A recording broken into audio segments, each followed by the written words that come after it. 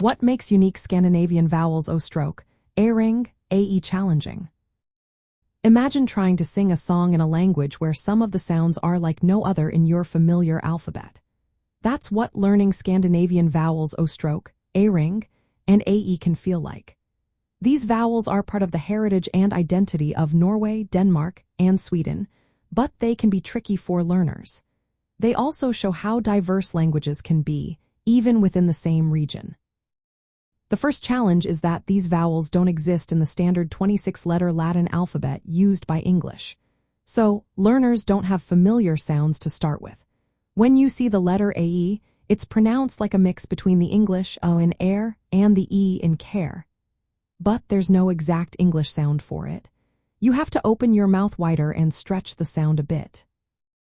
Many learners find this difficult because it's different from the simple or E sounds they are used to. Next is the vowel O-stroke, which looks like an O with a slash through it. It's often the most challenging because it sounds like the U in hurt, but with rounded lips pulled inward. It's a sound that doesn't exist in English, so it can be hard to get right. The long version of O-stroke sounds like the U in rude, and the short version can sound like the I in bird. It takes practice to produce these subtle differences, especially since they change the meaning of words. For example, core means to drive and kobe means to buy, but they only differ in the vowel sound. Then there is A-ring, which is pronounced like the aw in law or the O in more. It's a more open sound and is a recent addition to the Scandinavian alphabet, replacing the older ah spelling. You'll see A-ring in many place names and common words, so mastering it is important for clear pronunciation. It's different from the regular, a sound, so learners need to pay attention to how open their mouth is when saying it.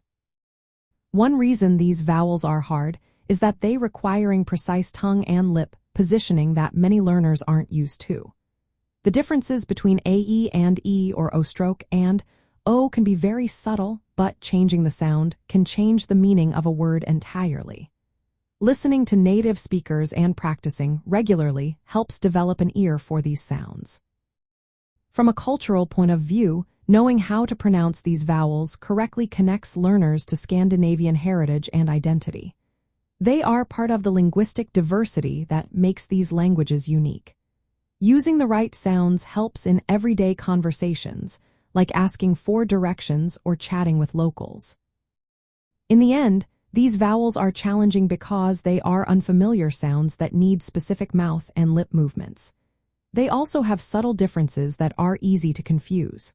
But with patience, listening, and practice, learners can get comfortable with them. Mastering these vowels opens a door to better understanding and appreciating Scandinavian languages and the rich cultural stories they tell.